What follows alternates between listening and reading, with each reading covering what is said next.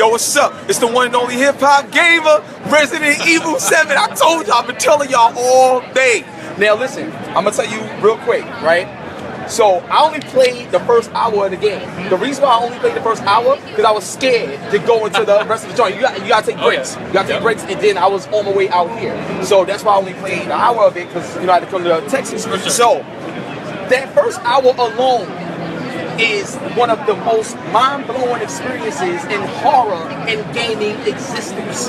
So the first question I want to ask you is, how do you feel about the response that you guys received since the game has come out? Like, how do you feel about that? No, it's been really good. Like, you know, whenever we try something new, we wanted to really bring back the old school style of horror. And you know, we've worked on this game for years, and everyone's been hoping like that it's gonna resonate with people. Some people like the old style, some people like the new style, like 4, 5, and 6. And you never know sometimes. But it's been really great. We're really happy with the reviews that we're getting, how people want the game. You know, we've got a slice of it here today, but it's also in stores, so just check it out. It's great. Now, I gotta ask you this, right? Yeah. How big of an inspiration? This is important, y'all. This is important. How big of an inspiration was Hideo Kojima of this game? And the reason I say that, because PT to me set the tone. And then when I played Resident Evil, it was like, it was classic. So that's tough. Like I mentioned, we've worked on this game for years, and many different iterations of what we wanted it to be. We were actually working on that demo and all of that stuff before PT even came out. So when it came out, we were like, God damn it. Oh, I did not know that. Yeah. So this was being developed before we saw PT. Yeah. See? I mean, we just learned something. That's crazy. You know, when you first come out, of course. Like survival horror, like we're the kings of survival horror. Absolutely. But like first person is something we're trying new. Obviously, that met up with your PTs and other games your Amnesias have been doing as well. But you play the game, you know, it's still very much a Resident Evil game. Yeah.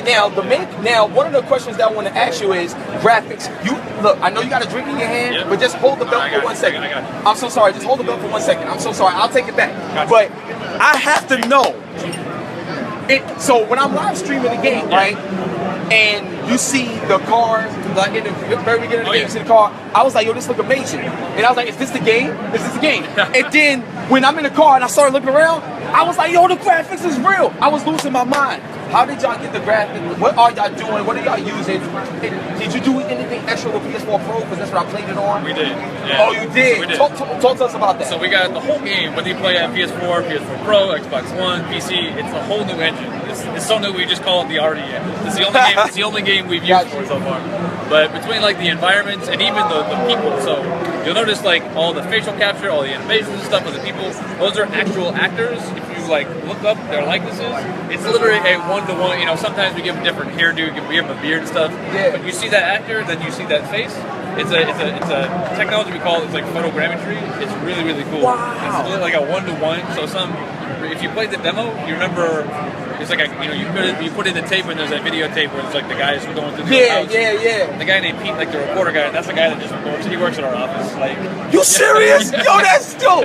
Yo, that's crazy. Yeah. So look, I have like 3 more questions and I'll let you go. Yeah, so the next thing is, so I'm here representing Coder Camps, right? And it's a school, it's a college to teach people how to do software programming and all that other stuff, coding and things like that. So what message would you have for people that's looking to get into Coder Camps, to get into coding? What message would you have in terms of your experience with game development and being around that environment and stuff like that? I mean, I'm not a coder myself. I'm a brand guy, but for the most part, just like stay up on current trends. Like technology changes all the time. Like I'm sure that falls over into coding as well. But just like play a lot of new games, find out what's new, get on the cutting edge of stuff. And people find passionate, like if you go out to PAXs and stuff like this, meet up with like different companies, come to Capcom, you can talk to me. There's tons of people at Square and Dell and Alienware and everywhere. Get connected too. So just like stay current and then stay connected. Yo, that's powerful advice. So 2 more questions. Now the next question is this, and I told you, like I said before, I'm not going to put you in a compromising position, but y'all know that me and IGN had a big debate because they gave this game a 7.7, and I think that's straight up bullshit. This game is definitely groundbreaking. So what I want to ask you, not from a brand guy, but just as a fan of games, you know what I'm saying, as a consumer, when you look at a game like Resident Evil, in this industry, you have games that's not so good, that's great, and then that's like iconic. I look at this game as iconic because I never experienced something like this before on this scale. You as a fan of gaming, if you wasn't even working on Resident Evil, but you just played it, and out of all the scary games you played, how would you like view this game in your opinion? I've seen it, and I'm talking about from graphics, gameplay, features, like all the categories that we review stuff on. We touch a lot of categories, and I'm really happy. So RE, even if you know it back in the day, it's like the first time you played like RE2 on PlayStation, you're like, damn, this graphics, like look at this. Yeah, back like, then, right? Yeah. And you know, it was basically like a movie back then too. And if you fast forward to 2017, we touch a lot of those same boxes. Like you mentioned, the graphics. There's still, every time a new RE game comes out, we're on the cutting edge of that. On technology. So over the shoulder for RE4, revolutionized shooters. Definitely. And we're trying new stuff with like VR and first person this time as well. So we're touching that technology. That VR, yo.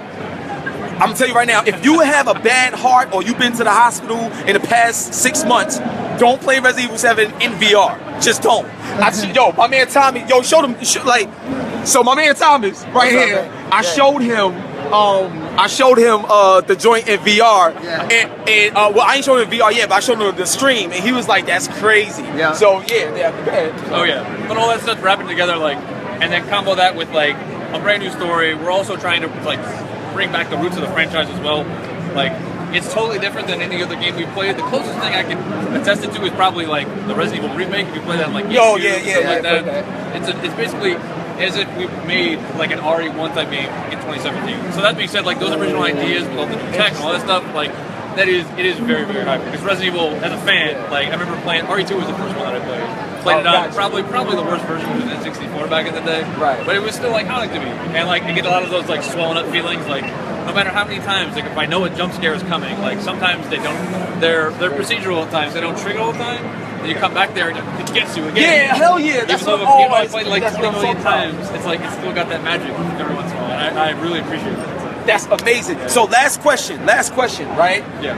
Will Resident Evil 7 or a different version of the same game appear on Xbox next console Scorpio? So I mean, I personally know nothing about Scorpio. You can play it on Xbox One, Xbox One S, but for that you got to leave it up to Microsoft. Like I assume that because it's an Xbox One console, you should be able to play the X1 version. Yeah. But the Scorpio news, I got nothing on. So. All right, cool. I had to try. Nothing, so look, one love and God bless your boy HipHopGamer. I'm gonna talk to y'all soon. We doing our thing. Make sure y'all sign up to Coda camps. Make sure y'all pay attention to the trends. We out here. We live. Capcom. Resident Evil is fire. And get that 7.7 bullshit out of here. We going. Let's go. Brooklyn, stand up. Yeah, son. Oh man. Yo, love you, man. Thank you so much.